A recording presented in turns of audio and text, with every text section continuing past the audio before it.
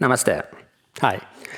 As practitioners of Hatha Yoga, especially in the beginning stages of it, we need to address the practical issues first before tackling the energetic as well as the meditative observances of the practice. And this could easily be done through the utilization of the physical gift of movement and breathing.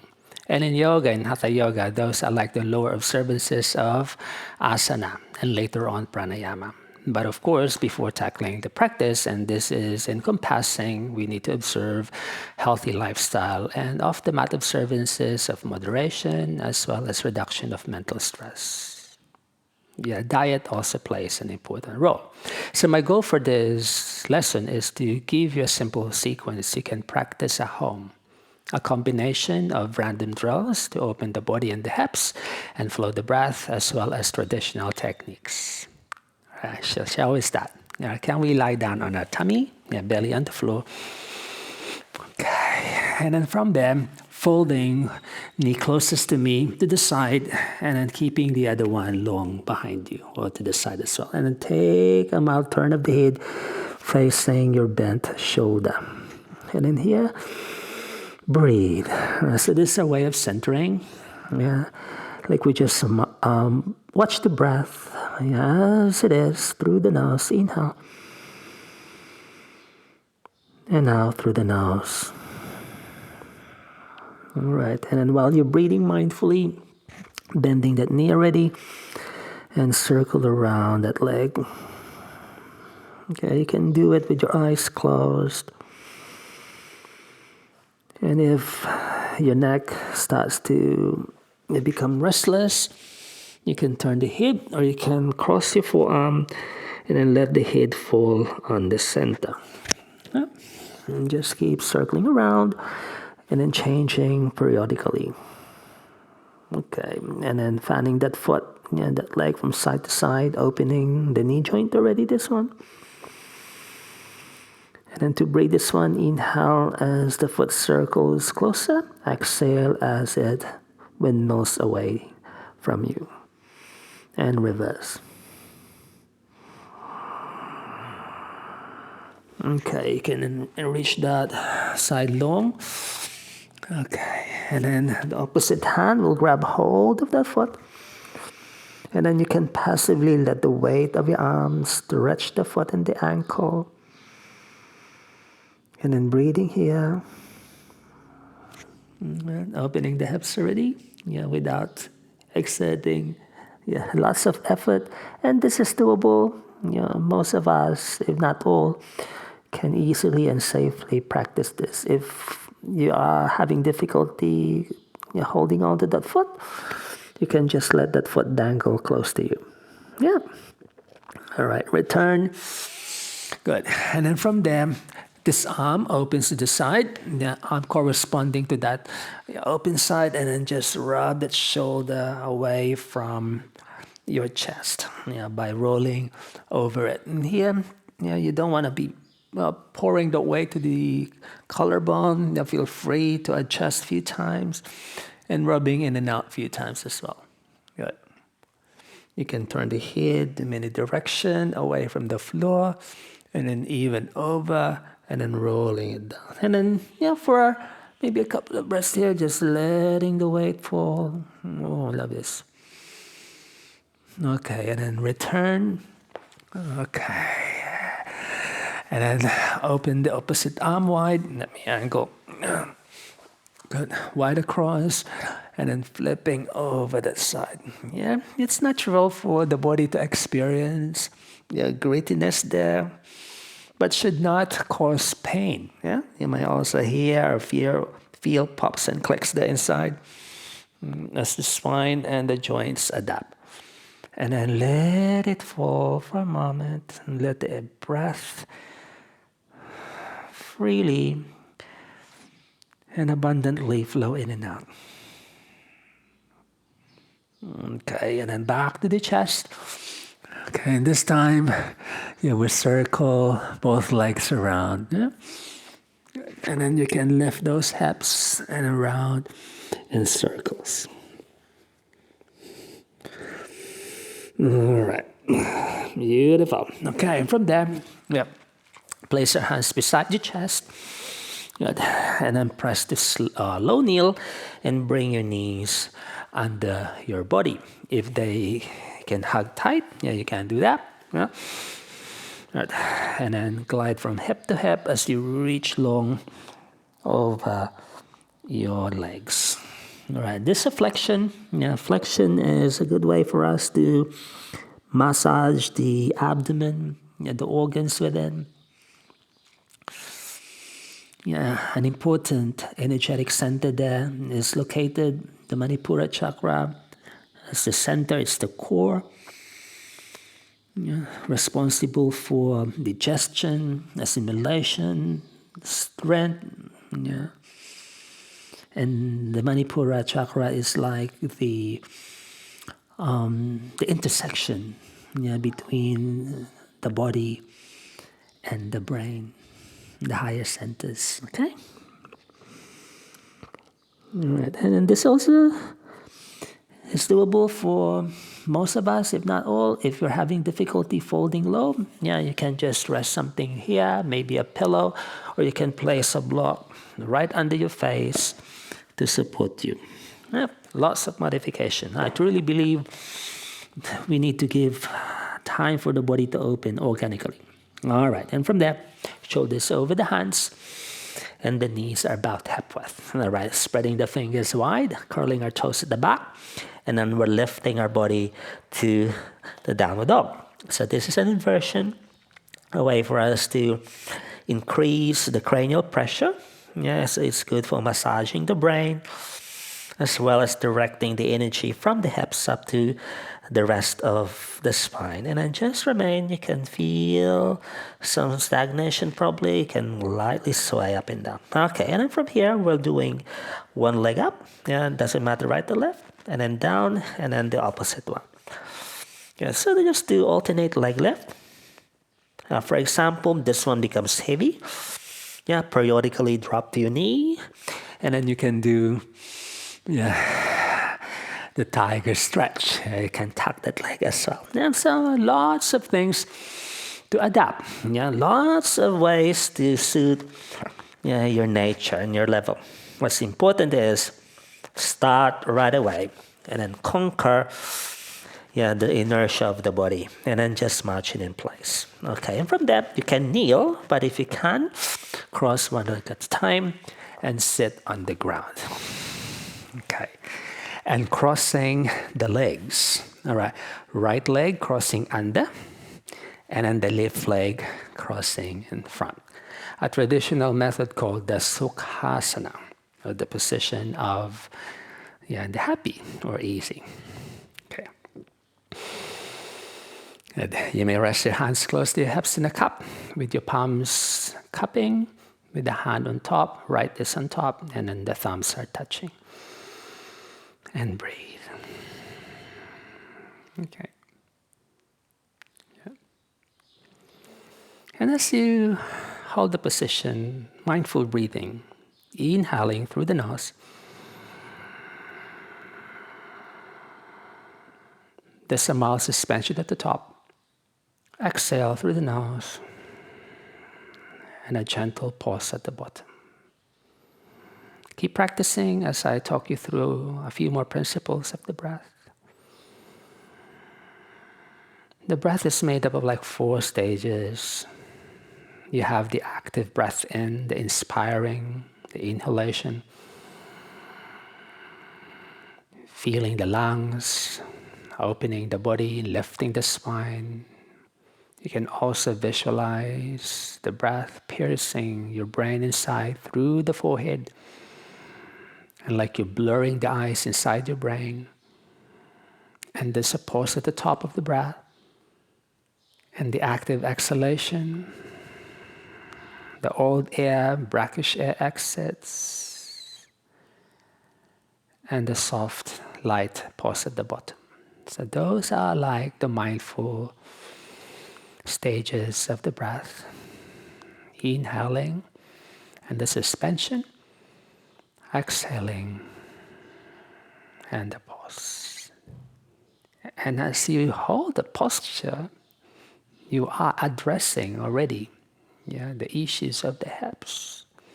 And then particularly the bottom center there, the Muladhara. When we're sitting on a sturdy surface on the floor, we stimulate the nerves attached to the perineum. All right. You don't have to hold long, probably 2-3 minutes is already long for most practitioners. When the body becomes restless, untangle. Okay, you can feel like the rush of energy to your joints. Good, you can do a bit of this, swaying. And you can even turn to a twist and wrap. All right. And then from there, body forward. We're rolling on our backs. So you can just tuck to the side and lie down, or bring your legs with you as you roll down the floor. All right, so the legs are 90. Crossing your legs behind your skull, or crossing your arms behind your skull. Now, like the legs are bound, inhale them. And as you exhale, let them drop to one side. Just suit the range of motion right for you. You don't have to go as deep as this. You can just go halfway. Inhale as you lift. Exhale as you turn. All right. An important part of practicing asana is how we breathe through them. So every time you want to lift off the pull of gravity, that's inhalation. And in this way, inhale as you lift. And as you go to the flow of the floor, exhale. So twisting is like that. This is also an active twist, massaging the organs, the muscles of the core. Good for increasing the digestive fire, as well as toning the abdomen region. Can we do one more per side? Inhale them up, exhale down. All right. Beautiful. All right. Now, what if that one is difficult? There's always a way to adapt, okay? And then your body will just strengthen over time. And then bit by bit, you're able to do this already. Okay, now after your next, return to the middle. Uncross the arms, crossing your legs at the shins, and then just gently up and down. To breathe this one, inhale up, exhale down. Inhale up, exhale forward. All right, and then from here, all right, let the body relax. Lengthen that leg closest to me forward, which is the right, and then you're crossing the other knee over. All right, a reclining twist. An easy twisting position. And here, you can look over that free arm wide across. Or you can just turn your head up, facing the ceiling. And here, breathe mindfully again. So if you notice, the first stage of the practice, we target the bottom meridians, or bottom part of the energetic anatomy. So they include what? Sitting postures, reclining postures, twisting, those things. Mobility of the joints of the feet and the ankles, and the knees, probably a few upper arm as well as upper back conditioning. Okay, and then after that, return to the middle. Right, you can circle the legs around a few times. If the head experiences a compression, you can periodically lift the head as you do your recovery, and circle the other way. All right, and this right away, like you're turning inside. And then here you stimulate already what? The Swadhisthana around your pelvic region, which houses the reproductive organs, as well as the space between your anogenital region, the perineum, where the Muladhara chakra is located. Okay, from there, up and down we fall. Okay, and from there, fall over your right side, the Garbhasana, a modified pose as well. And then you can bring that knee over. All right, you can use your forearm to support your head. or just turn to the side. Good. Like the shape of the embryo, but we are modifying it in a way that it's not too rigid, not too strict. And in here you breathe. I know. Yeah.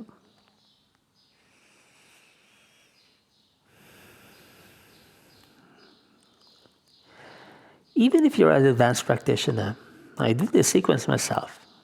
Yeah. We need to give time for the body to once in a while relax and enjoy the experience, holding the postures longer and just feeling the breath.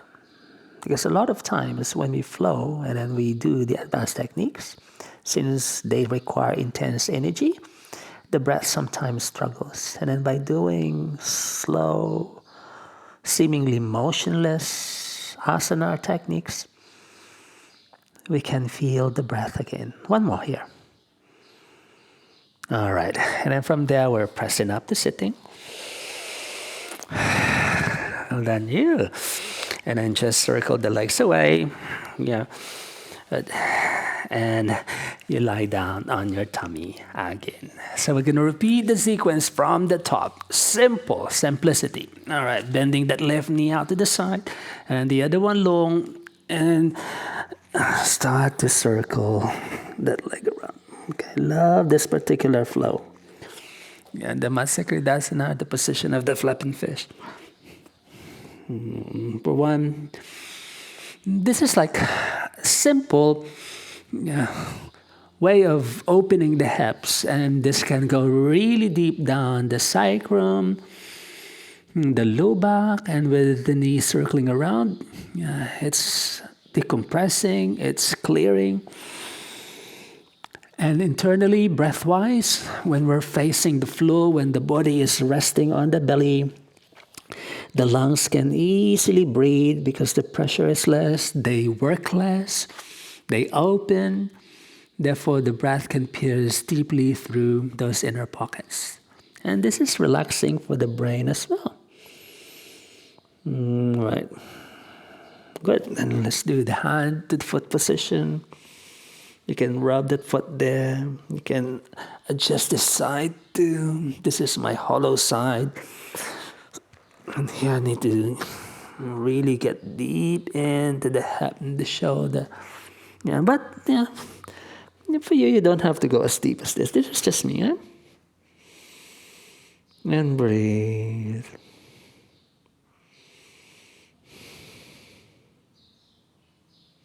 Through the nose. Out through the nose.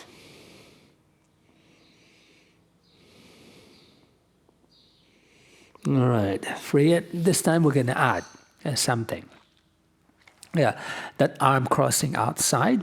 Yeah, pressing to this hand, and then flip over that shoulder. And here, you can adjust by moving back and forth. You can kneel both sides, or you can just keep one leg straight at the back. Okay, and you can move your neck away from that shoulder and turn to the shoulder. And you can rub the opposite shoulder. And then, if you can, yeah, if you're given with that openness of the upper back, do that. Oh, feels good, this one. All right, and then return. Yeah, open the other shoulder out, flipping over the side and rub around. Okay.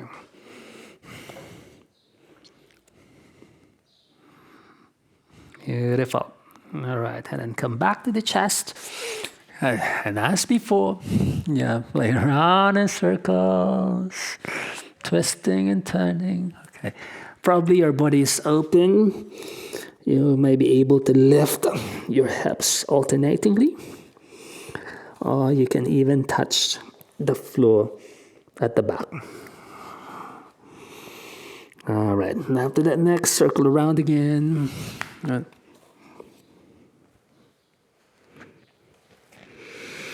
All right, good. And from there, press up the kneel.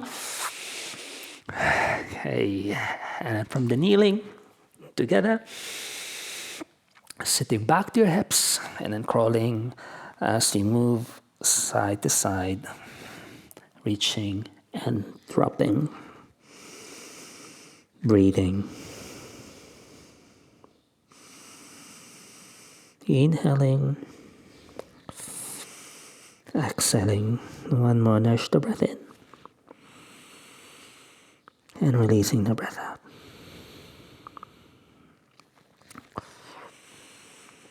All right, body over the hands.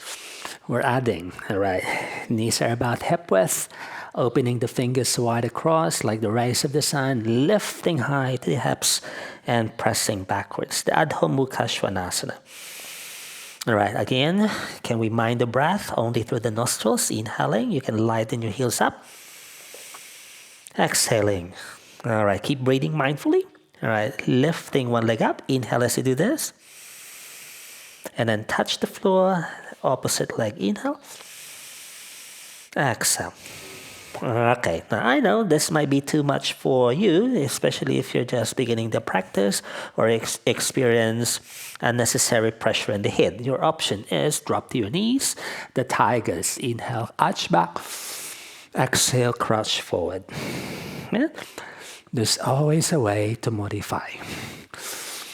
And then hopefully this gives you the confidence. And as you work on your body, just keep doing it. All right, and from there, marching up and down. Beautiful. All right, you can just kneel or try your best crossing between the hands and then sitting on the ground. Sweet. Okay, and then jiggle those legs in front. Okay, Sukhasana. Again, all right, left leg is crossing under and the right leg, shins hooks in front. So the legs are just crossed at the shins. Yeah, looks simple outside, but this might be still challenging for many practitioners. So your choice is to place something under your thighs. Good. Maybe a pillow, or a pair of blocks. Good. And this time we rest our hands on top of our knees. And we're like forming the sign of okay. And breathe. Yeah. Seemingly you're not doing anything, just holding it steady. But if you keep the spine upright, consciously lift it like a tall line from the tail all the way to the crown, and then let the head lightly fall to your chest. It's also challenging practice. Because most of us, especially in the modern times, either we're slouching, and then when we lift the spine, you feel like crunchy there. Try your best. You can rub the shoulders around a few times, or even rub the neck around in circles.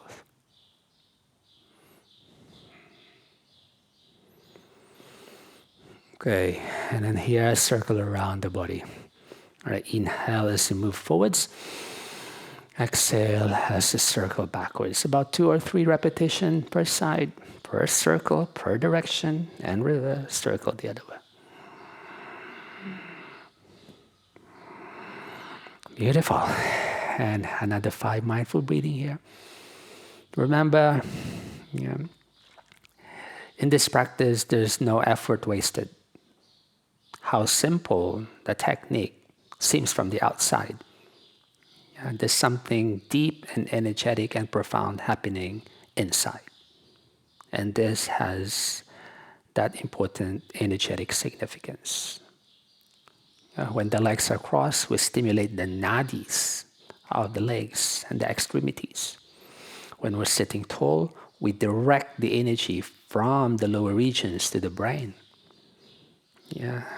And then when we are conscious of our posture, we can bring this learning even in our everyday activity. And the breath, of course. Well done. All right, we're going to flow this one. Inhale those arms up over the head. On the exhalation, folding your arms like the shape of the cactus, closing your fists. Inhale, lift and high. the complete yogic breath already. Exhale down. So like we're breathing from the lower spine all the way to the brain, even high above us. Exhale. And then one more beautiful breath in. Lift tall. Exhale out. Yeah, well, then you uncrossing those legs. You might feel like, ooh, I need to rub that leg. You might feel them a bit sleepy. Good. You can even give them a light tap. Do this.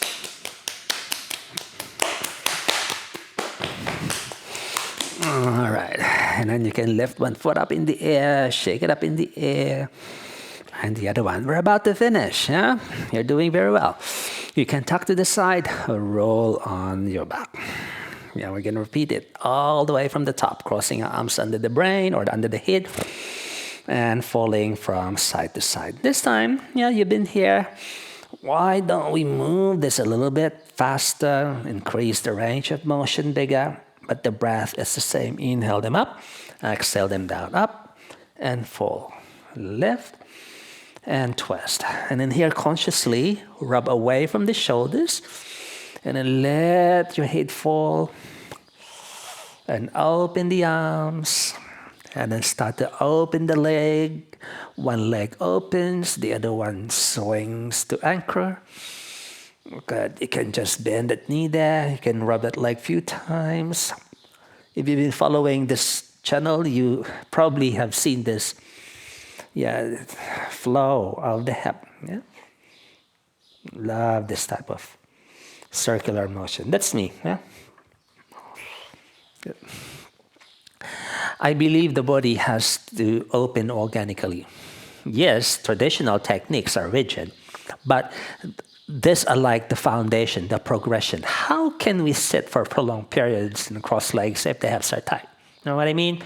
Yes, the book says sit, but the question is, how can we sustain it? What's the preparatory techniques leading to that steadiness? Yeah, and then those preparatory techniques are not written in the books. And then it depends from teacher to teacher. And then this is my way of teaching my students. Yeah, random ones, circling, swaying, like dance-like motion. Okay, I can kick that leg there. Okay, crossing up and down, up and down. All right, and then the back leg extends away, and the other one crossing over, and you're twisting again.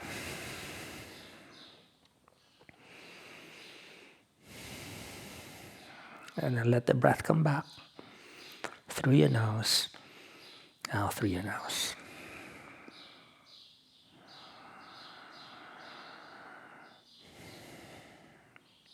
Well done.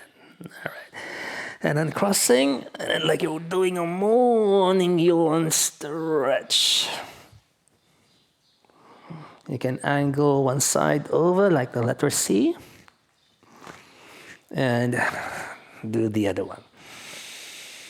And find the middle. Well done. Okay. And from there, feel free to do a few circles. No?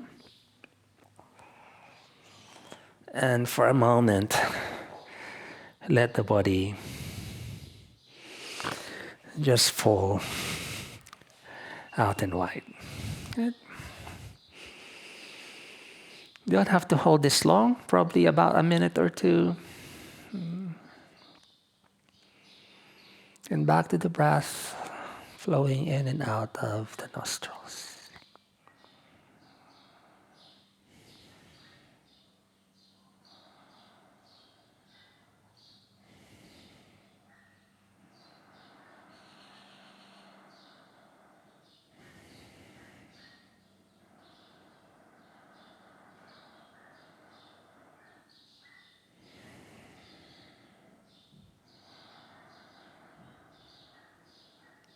All right, let's come back. Eyes open. And just feeling accomplished, then the knees down. For doing mindful practice, even how advanced your asana may be at this stage, feels really different and special if you allow the breath to become the centerpiece of your practice. From there, can we do the Garbhasana towards the left? So let me angle. So to the left side, bring this leg over. Yeah. And here fall.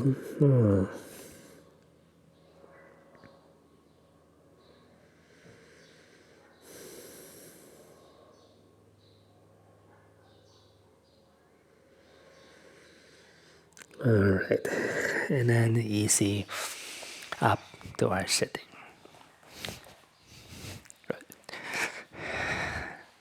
You can just cross the legs. Yeah, it's just so natural for me to do this. But crossing the legs, back to your Sukhasana.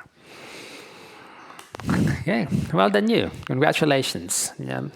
You've cracked through probably one of the challenges, the most difficult to rise above from sluggishness, inertia. Like you've initiated the practice. And then you've done practice techniques which are doable. Probably Sukhasana is the most difficult. This is a traditional one, but through time your body will adapt and you'll be able to grow it. And hopefully this channel have given many lessons regarding the progression. Feel free to look at them, practice them, and I'd love to hear from you. Your progress, assistance if you need. Why not? Let's finish. Inhale, up over the head. And exhale down. Breathing in and out. This next time you can look up to our fingers. And then together, hands together to seal. Exhale to the chest. Namaste, namaste. And I'll see you in the next video. Have a lovely, productive day. Bye.